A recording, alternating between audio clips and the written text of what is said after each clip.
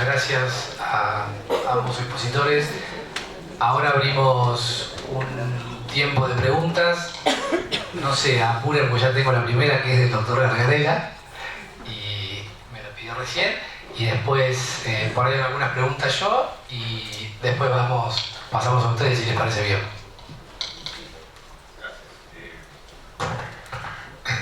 No, disfruté mucho la presentación y los casos, y sí, simplemente para poner en conversación la parte más abstracta que a mí me interesaba con los casos súper interesantes.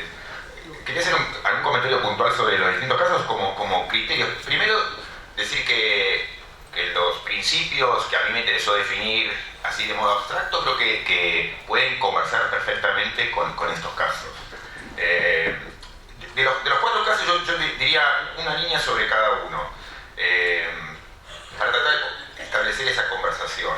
Uno es, sobre lo primero, mesas de diálogo. Efectivamente, digamos, yo creo que son como de los recursos más interesantes que una visión republicana que pone el acento en creación colectiva, formamos parte de la misma comunidad, los problemas en democracia se tienen que resolver, digamos, en lo que decíamos, diálogo inclusive.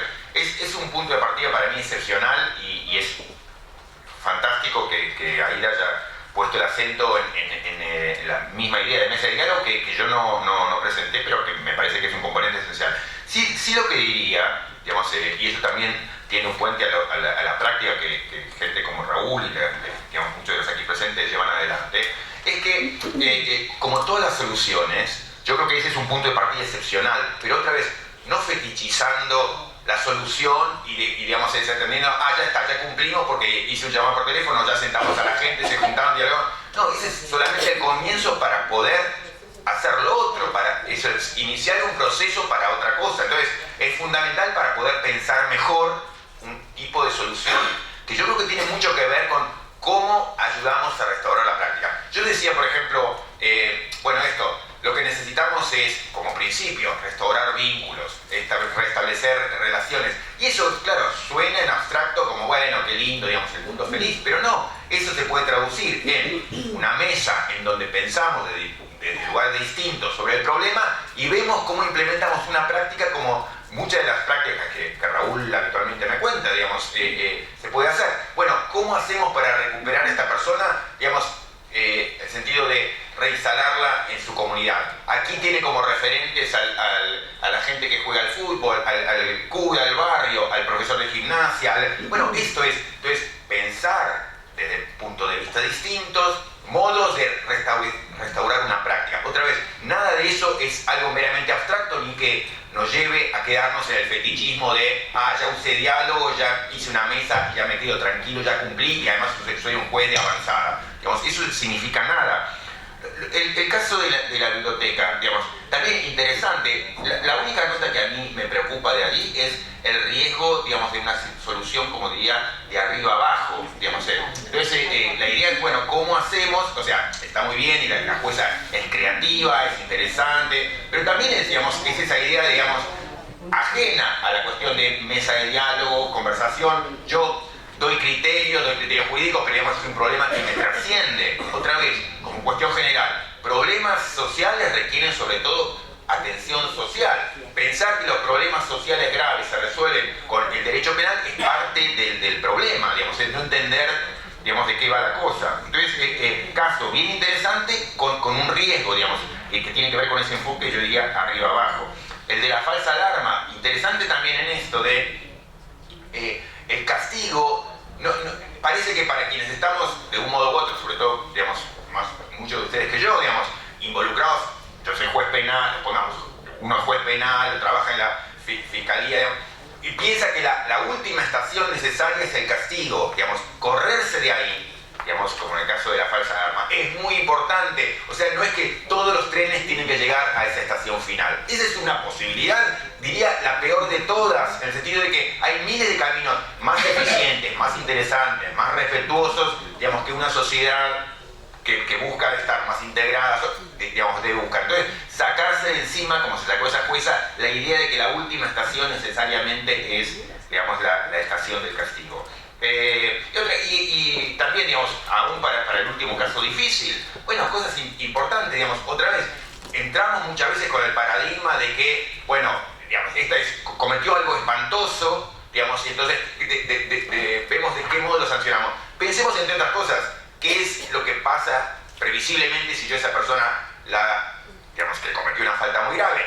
La señalo, la estigmatizo, la separo, la excluyo, la saco digamos, todo va a ser peor. Digamos, cuando es una persona que cometió un error tremendo, puede ser por parte de educación, por parte de la cultura espantosa dentro de la cual todos nosotros contribuimos, de lo que contribuye la televisión, que contribuye los medios. Entonces, digamos, no por una cuestión ni de piedad, ni de ingenuidad, sino digamos, de tratar de ver, digamos, es una persona joven, recuperable, digamos, que puede estar perfectamente con nosotros, has cometido una falta espantosa, pero solamente reforzaríamos el problema si lo que hacemos es excluirlo. Entonces, es un caso súper difícil, pero también creo que esos criterios generales de los que hablamos al comienzo nos dan pautas para acercarnos a cualquiera de estos casos difíciles, ¿no? No sé si... Sí, totalmente de acuerdo con tu examen, Roberto, así que le damos la palabra. Yo te quiero preguntar, Roberto, en este proceso de madurez hacia una comunidad democrática, republicana, digamos, la pregunta tiene dos componentes. Si ya arrancamos en Argentina o en Latinoamérica, y si es así, ¿en qué estado estamos de ese proceso? ¿Cuánto creemos que nos va a tomar? Lo extraordinario, digamos, dentro de la cantidad de malas noticias en las cuales uno vive, digamos, aquí, es que aún en contextos empobrecidos, desiguales, injustos, marcados por el maltrato, de arriba abajo, digamos, todo, digamos, donde hay tantas notas negativas, y es que aún en este tipo de comunidades se pueden crear ámbitos guiados por principios diferentes. O sea, no necesitamos reconstruir todo para poder decir, bueno, ahora, digamos, ya nos movemos mejor. No, digamos, se pueden, aún en el marco de sociedades desiguales, injustas, etcétera, pensar formas de resolver problemas más decentes, más ajustadas a principios. Entonces, desde la práctica, digamos, no la idealizo, pero simplemente digo, el funcionamiento del jurado en Argentina, por ejemplo, ha sido bastante decente, cuando uno podría decir, bueno, como todo está mal, entonces eso va a terminar más castigo, más penas, la locura. No, se ha funcionado relativamente bien, las penas son, digamos, mucho más moderadas, o sea, y lo mismo, las prácticas de justicia restaurativa, digamos, tenemos eso, yo creo que se ha creado de la crisis una buena oportunidad, digamos, se ha utilizado una oportunidad importante, y entonces no es que porque estamos en una sociedad desigual, injusta y demás, no podemos hacer nada hasta que no se resuelva el problema macro. No, digamos, hay muchas posibilidades de llevar adelante prácticas interesantes guiadas por buenos principios. Yo creo que ámbitos como este son interesantes en la medida en que nos ayuden a pensar mejor sobre problemas urgentes y conocer, digamos, no solamente principios guías, sino maneras prácticas interesantes en las cuales se pueden resolver los temas de modo diferente, y que son interesantes no porque son diferentes, sino porque están, yo diría, mejor ajustadas con ciertos principios con los que merecemos estar comprometidos, ¿no? Entonces es posible, aún en un marco desastroso. Señora. Bueno, me paro porque así me escuchan todos. Buen día, doctores y doctoras. Así me escuchamos. Hablamos hoy de la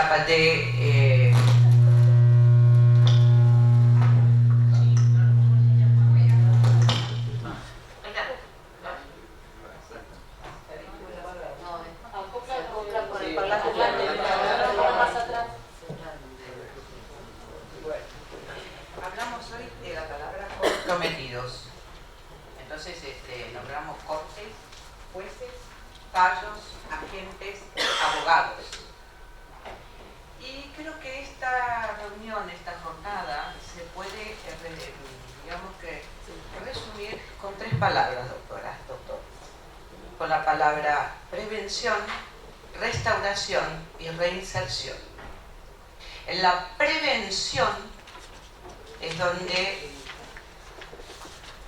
con un equipo de trabajo familiar, digamos así, hace años venimos trabajando en el campo, en el barro,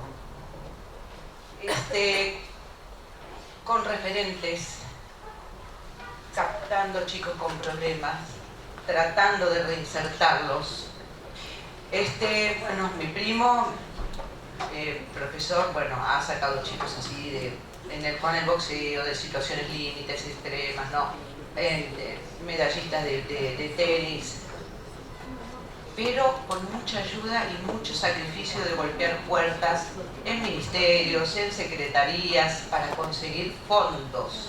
Entonces, cuando hablamos de una sociedad, pienso que debe haber una política estatal, porque la parte de estatal, entre medio de todo eso, están los institutos de menores.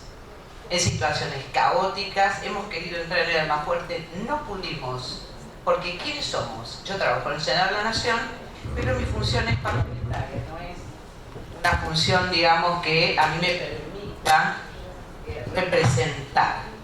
Entonces, hablamos del Instituto de los Menores, donde los chicos se ahorcan, donde son maltratados psicológicamente, donde son emocionalmente también violentados por una mala alimentación, no tienen asistencia psicológica, no tienen medicación. Entonces, necesitamos un Estado presente, necesitamos un Estado que se comprometa a cambiar desde abajo y darle la posibilidad a los chicos que seguramente que son chicos que han nacido con una táctica totalmente diferente a la que por ahí nosotros no tenemos. Entonces, darle la posibilidad a esos chicos para que puedan soñar y para que puedan también ellos pensar de que la sociedad no los castiga, no los margina y que la sociedad en realidad los quiere y les va a dar una posibilidad. Nada más, gracias.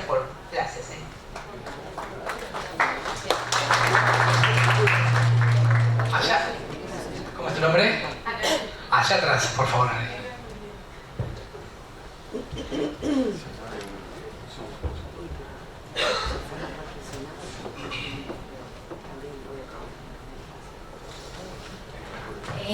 Hola, bueno, nosotros somos de Córdoba y estamos en un proyecto de investigación donde venimos trabajando el tema de la justicia restaurativa.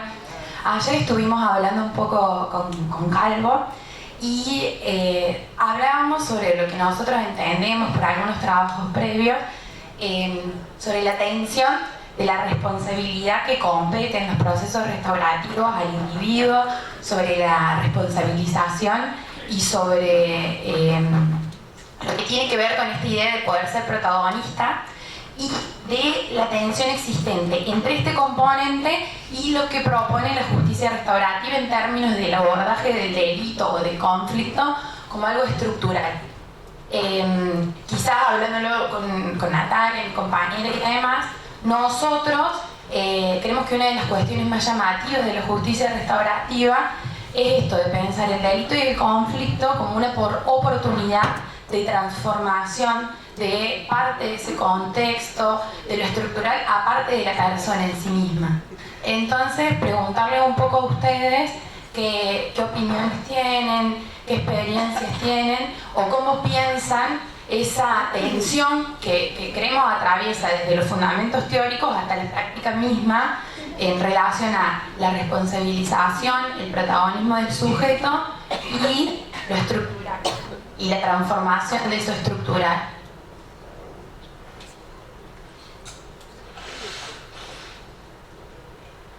Cuando escribí aquel viejo libro sobre justicia restaurativa, yo concluyo diciendo que no es fácil llevar adelante las prácticas restaurativas porque se necesita mucho diálogo social, por esto de que el problema del menor, de la persona menor de edad infractora de la ley penal, no es un tema solo jurídico. Entonces, esta es la dificultad que tiene y por eso estas prácticas que se están haciendo acá en provincia de Buenos Aires, que nos están contando y que no tienen mayor difusión, y entiendo por qué no las tienen, porque nosotros tenemos una sociedad que a través de los medios lo único que nos muestran, esto que nos dijo Roberto, es esa furia social, hay que matar a este, hay que estar con el otro.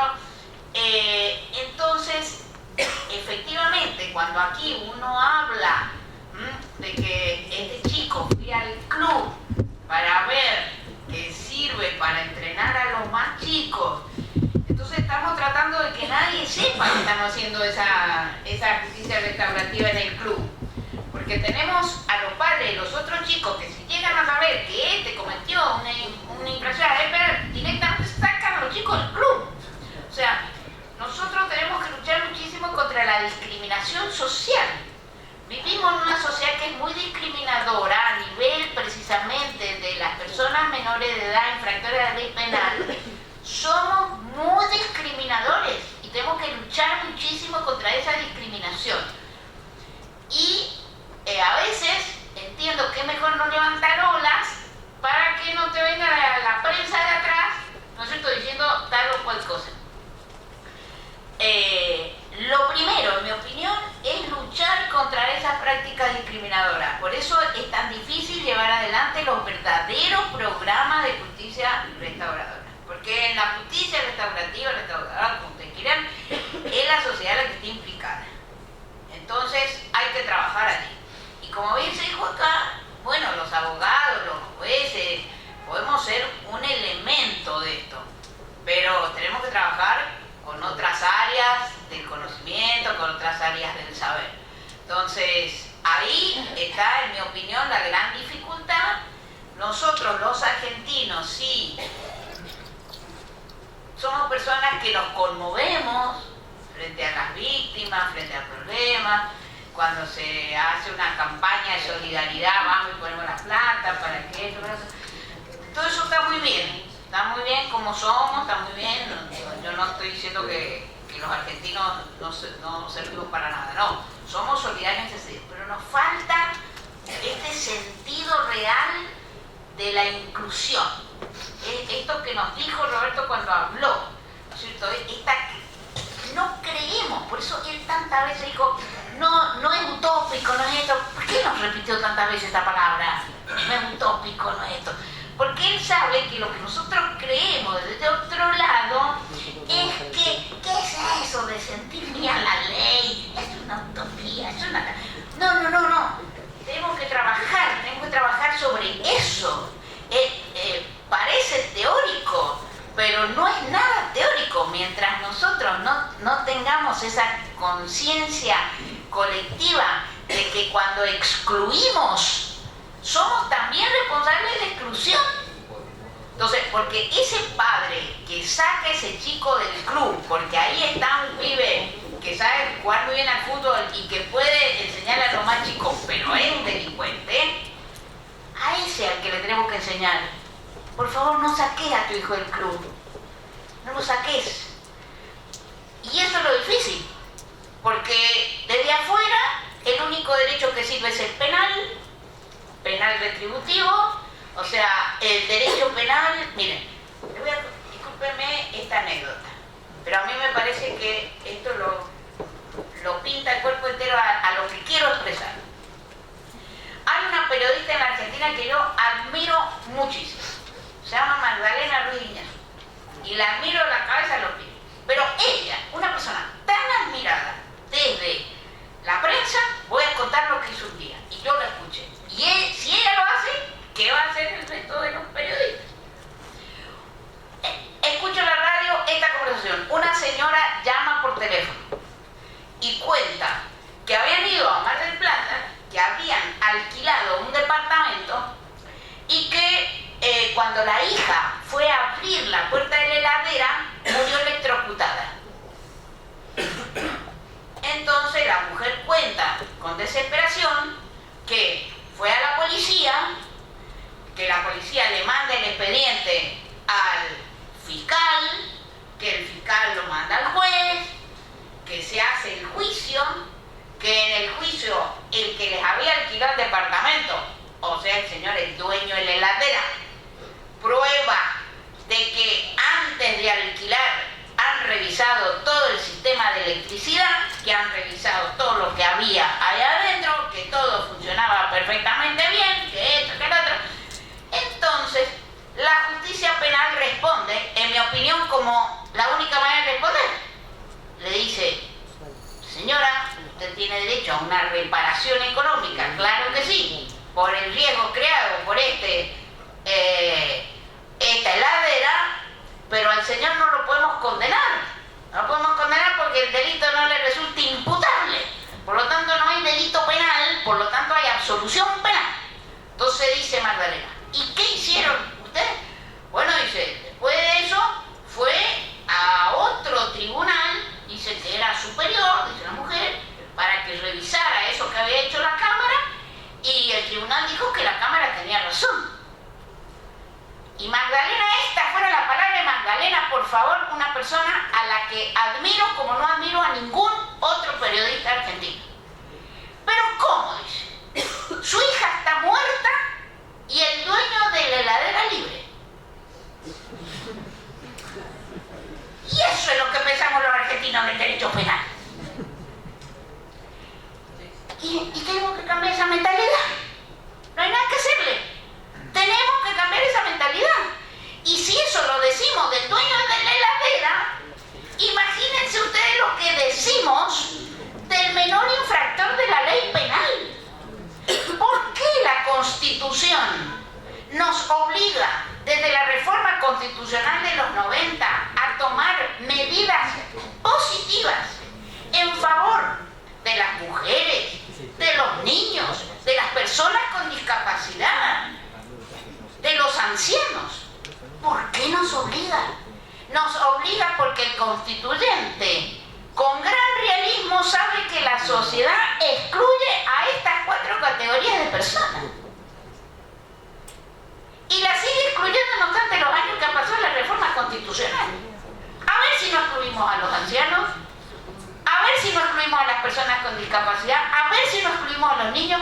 Y las mujeres, guste o no, ha sido todo este movimiento que viene arrasando de una manera que a veces, personalmente, no comparto alguna de las metodologías, pero también me doy cuenta que sin esas metodologías todavía estaríamos en la misma situación. Entonces, el constituyente sabe que discriminamos a estas 4 categorías y lo que tenemos que hacer es tomar medidas positivas. Ahora, lo que nos preocupa son los niños y los adolescentes, para que esos niños y los adolescentes la sociedad no los discrimine. Mientras nosotros no tomemos medidas eficaces contra eso, es difícil la justicia restaurativa. Podemos hacer cosas como los casos que he comentado, como tantísimos otros que habría para comentar, que siempre nos quedan con este signo de interrogación. Entonces, si yo voy a estar en la Facultad de Derecho, trabajando sobre justicia restaurativa, y las felicito, pero voy a estar solo en la sala que me dieron en la facultad, la sala 110, tomando esto, lo otro, y no. ¿Para qué esto solo? Tengo que ser creativo, lo suficientemente creativo, para ir estableciendo sistemas en los que me acompañen otras áreas del saber para ir cambiando esas pautas sociales discriminadoras. Y yo no puedo decir en una sentencia, como dijo la Corte de Chile, como la sociedad chilena discrimina a los homosexuales, le doy la custodia, le doy la tuición, como dicen los chilenos, al padre porque la madre es homosexual. Porque eso es una justicia que agudiza la discriminación social. Tengo que trabajar desde todos los ámbitos para evitar esas discriminaciones sociales. No tengo que tener jueces discriminadores que se lleven adelante, que se dejen convencer por las pautas discriminadoras de la sociedad. No puedo tener policía que discrimine. No puedo tener abogadas asesoras, como vimos en Córdoba, abogadas asesoras de una... He creado un organismo fantástico para que trate los problemas familiares, que crea que tiene que hacer la denuncia. Un par de matices. Sí. No, un par de matices en un marco de no solamente de acuerdo pleno con lo que decís, sino yo soy de las pocas personas que compraron aquel libro. Habíamos hablado creo que en Corrientes, en un aeropuerto, no sé si nos encontramos, me contaste el libro, lo leí, Lo más gracioso es que se agotó y que el editor me dice que tengo que rehacerlo y nunca lo hago, pero no se agotó acá en la Argentina. No, pero bueno, pero no, un par de matices sobre lo dicho. Uno sobre a lo mejor es mejor no ser olas a veces. Yo tengo otro tipo de confianza en eso.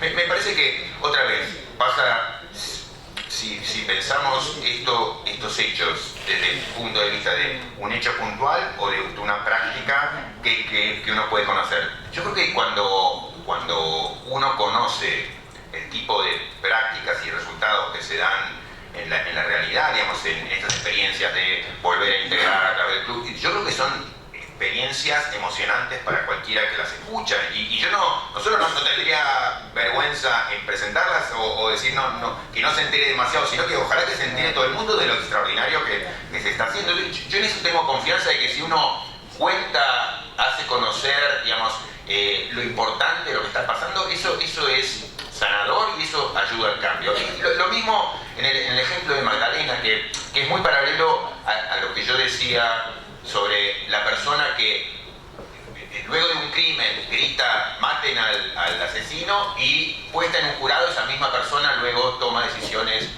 moderadas. ¿Pero por qué? Porque tiene que ver con digamos, el proceso y las reglas en las que está metida. Entonces todos somos un poco Magdalena en el sentido de reactivos y que se haga justicia ya, digamos, esa es nuestra primera reacción, pero todos tenemos la capacidad de, puestos en un proceso de repensar, entre otras cosas, cuando el proceso nos ayuda o nos obliga a leer las dos partes, mirar de frente al que está, digamos, por ser sentenciado. Entonces, yo eso creo que no a partir de, para volverlo utópico, no a partir de una visión utópica de la persona, sino a partir de confianza en los procesos y el reconocimiento que como personas somos bastante parecidas unos con otros. Entonces, todos con la posibilidad de informarnos, con la responsabilidad de tener que mirar al que va a ser sentenciado, yo creo que tendemos a pensar diferente. Entonces, por eso yo no le diría a una persona, bueno, y aguantate porque deja a tu hijo acá en el club, porque, digamos, aunque es delincuente, pero tenemos que aprender, porque esa persona, no, la práctica es la que cambia y no, digamos,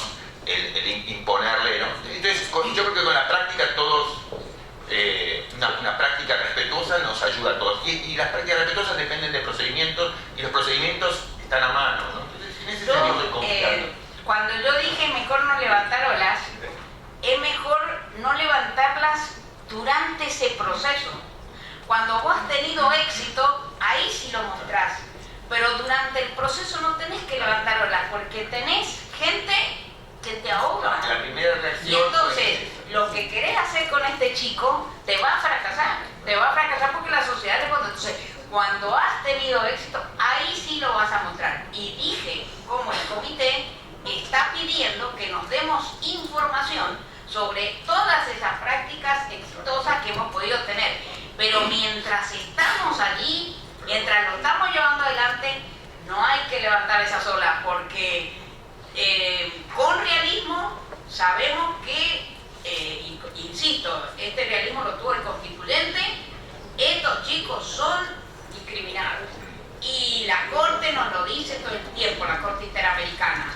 Los niños y los adolescentes, especialmente los que son infractores a la ley penal, son especiales personas en situación de vulnerabilidad. Entonces, frente a esas personas en especial situación de vulnerabilidad, tengo que actuar con muchísimo cuidado.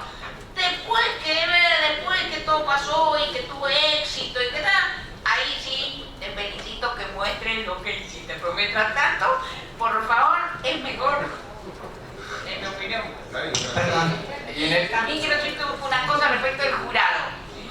En Mendoza hemos instalado la práctica por jurado hace muy poco. Hemos tenido muy pocos casos muy resonantes, homicidios agravados, etc. Todos han terminado con cadena perpetua.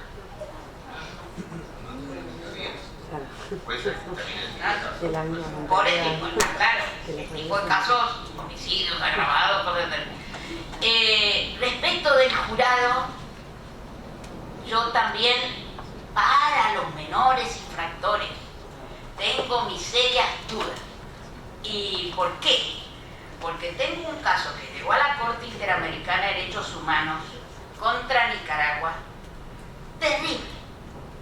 Una niña de 8 años, abusada, aparentemente por su padre, un político de cierta nota en Nicaragua, ¿sí? Yo no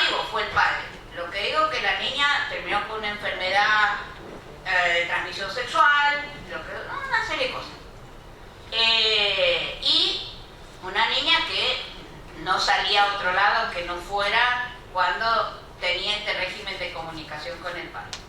El proceso por jurado fue llevado de una manera muy irregular, muy irregular. El padre fue absuelto. El caso llegó ante la Corte Interamericana y en el interregno entonces Nicaragua eliminó del juicio por jurado los casos en los que los niños son víctimas de delitos de tipo sexual. Sí, no, en todo caso esto merece ser comparado con la práctica habitual del 95% de las decisiones de los jueces profesionales que digamos, nos ponen en la situación en la que estamos hoy. No, ninguno quiero decir con esto, no es que esté en contra de los jurados, quiero decir que no es la panacea tampoco. No es la panacea. Y el problema de los niños es tanto los niños víctimas como los niños abductores. Por eso prefiero no ir al sistema judicial, ni con jurados, ni con jueces, ni con nada. Prefiero irme por estas otras vías, que me parecen mejores, porque el jurado tampoco me ofrece la garantía como, o sea, no me lo estoy inventando yo el caso. Ha llegado a la Corte Interamericana, ni más ni menos, y ha obligado a un país a modificar la ley. Última pregunta, la señora que ya tiene el micrófono, así... Sí, ¿qué tal? Me presento. Soy la doctora Martres, soy mediadora en el municipio de Pilar, mediación comunitaria, no prejudicial. Pero escuchando estas dos eminencias, es la pregunta que me hago constantemente. Es estas cuestiones que parecieran ser un replanteo de lo jurídico, de la norma, y siempre se trabaja en el ámbito de lo jurídico, es donde veo lo restaurativo, es donde veo las herramientas como la mediación. Pero y cuando tengo alguna ilusión de que esto es el camino por el que debe ir la justicia, donde encuentro la respuesta que me satisface más o que me termina de cerrar o que necesito escucharla complementariamente a todo lo jurídico, es desde lo sociológico. Así que muchas gracias porque este debate entre ustedes otra vez reforma esta concepción que tengo yo desde la época en que estudiaba para mediación 2002-2003, de que tiene que ser interdisciplinario y de que tenemos que poder salir de la mirada tan específica que tiene el abogado, que en buena hora lo tenga porque eso hace a su capacitación, a su perfección y al amor por su profesión, pero poder escuchar la mirada de otra disciplina que nos permite no poner en duda de lo que creemos o lo que estudiamos, sino que nos hace ampliar el criterio, ampliar la mirada y tener una mirada más sociológica. Y respecto a la difusión o no, yo creo absolutamente en la difusión, porque si no fuera por la difusión la gente no recurriría a esa herramienta, y aunque cueste convencerlo, porque me pasa en la mediación que parece una herramienta tan simple y tan alejada hoy, cuando uno logra convencer de la importancia de la herramienta y ve el resultado de que las personas dialoguen y de que si hace falta que intervengan más que aquellas que consideramos jurídicamente las partes, sino que puedan intervenir otros terceros, creo que cuantos más participemos, esta visión democrática que decía recién es tan importante, cuantos más participemos, cuantos más dialoguemos, cuantos más nos escuchemos, pero no con nuestra mirada, sino con una mirada más abierta, porque si escuchamos solo con nuestra mirada, con nuestra percepción, ya sea jurídica, sociológica, psicológica o de la que tengamos por defecto de profesión, y vamos a abrir la cabeza para escuchar desde otro lugar, seguramente que estas prácticas restaurativas no solo le van a hacer bien al derecho, sino le van a hacer bien a la sociedad, que es lo más importante. Así que muchísimas gracias, solo quería decir esto. Gracias. Bueno, muy bien, damos por terminada esta primer dupla de las jornadas. Agradecemos a los doctores.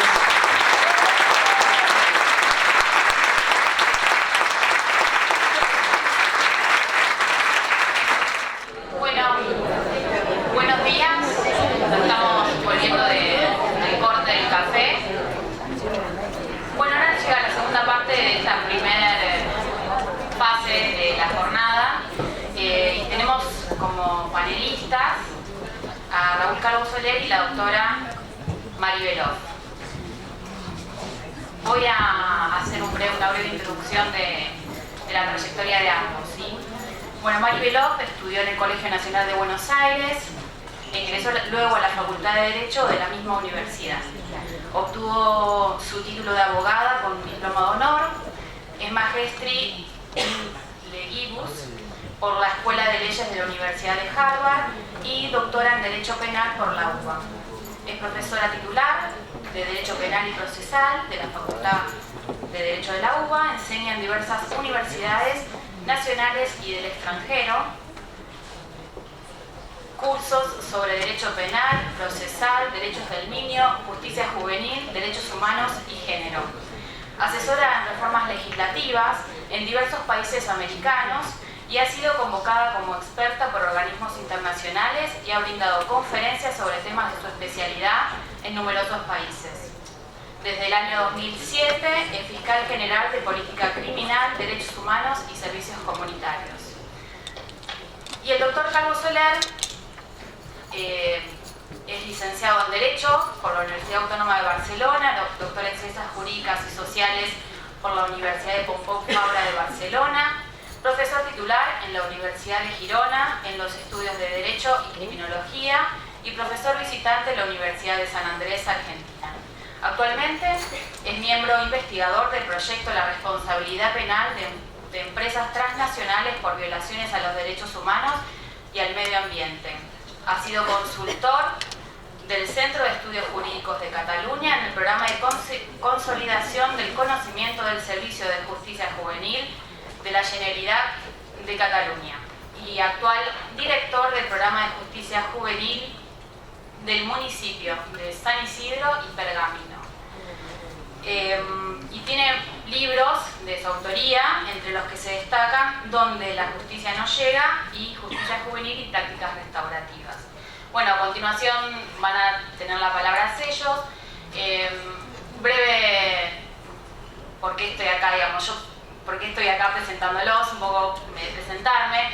Soy trabajadora social, un poco antes hablaron, ¿no?, de las multidisciplinas y la intervención desde distintos marcos de especialidad y también el diálogo entre las prácticas.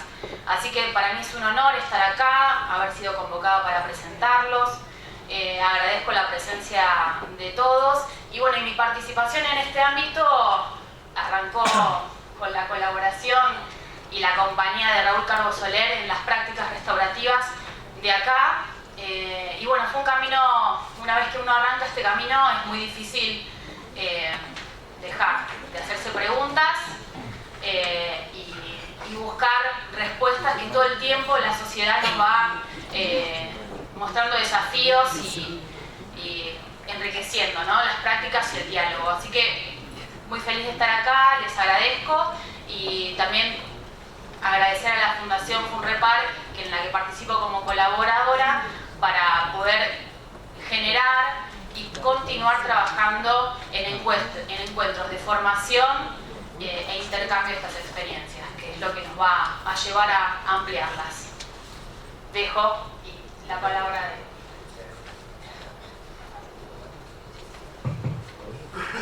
de... Listo. Bueno, comienzo yo y como los que saben, yo no me voy a quedar aquí detrás, soy incapaz. Así que bajo aquí, que me parece que es en algún sentido un pelín más restaurativo.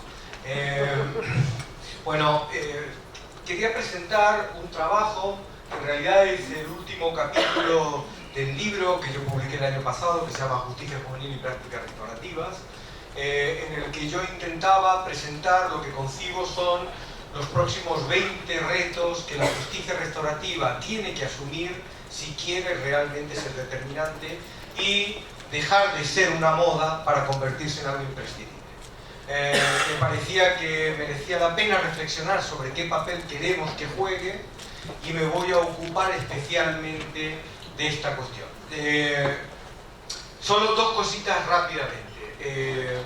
Solo voy a entender el discurso de la justicia restaurativa y no el discurso de las prácticas restaurativas, aunque algo diré al respecto de eso, porque creo que son realmente dos discursos distintos. Lo que le pide el debate interno a lo jurídico, la justicia restaurativa versus la justicia retributiva, que hoy maravillosamente han puesto de manifiesto el doctor Gargarella y la doctora Kebelmacher.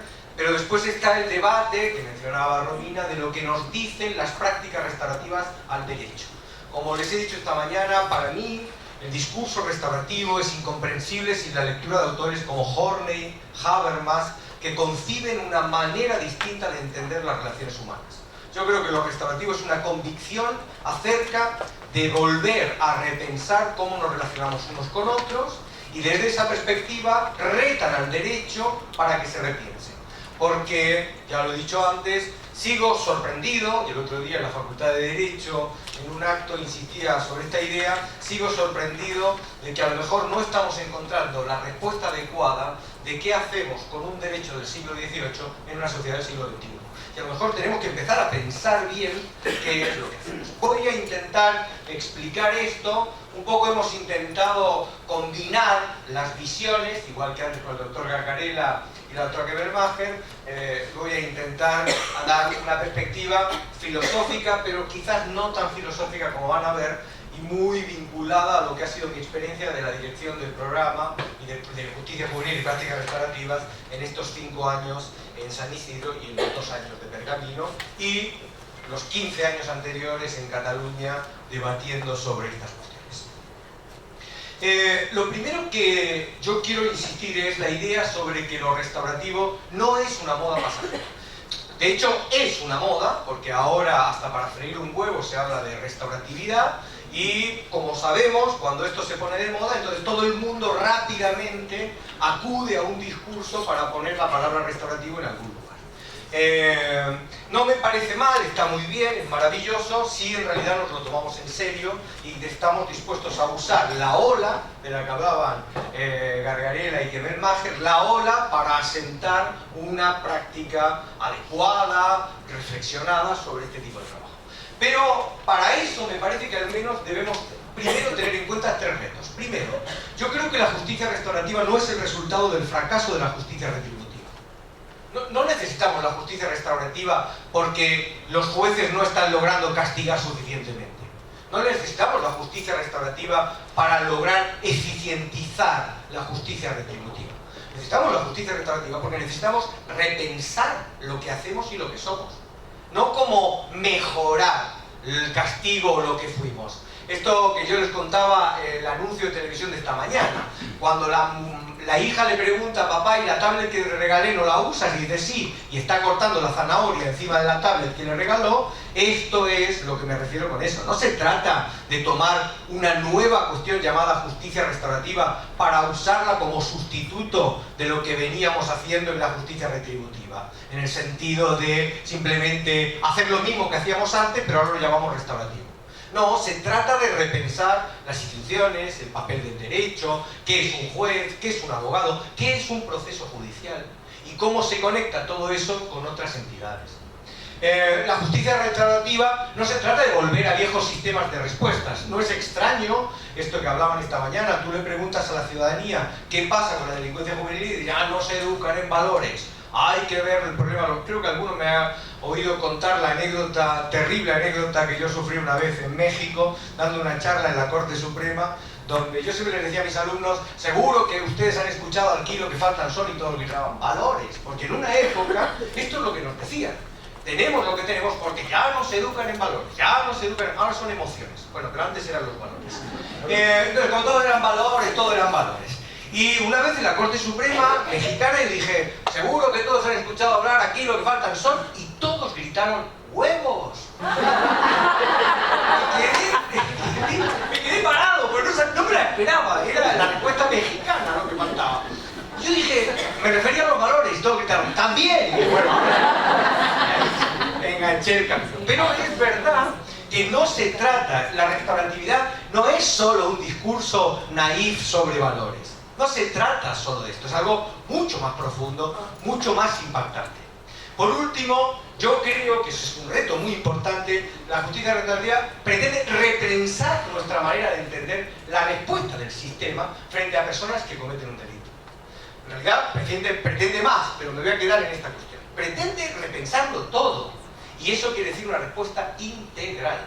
Como yo mencionaba esta mañana, podemos poner la oralidad porque nos parece maravilloso, pero yo preguntaba el otro día en la Facultad de Derecho, ¿para qué queremos un proceso oral con jueces sordos y abogados que quieren hacer callar a sus clientes?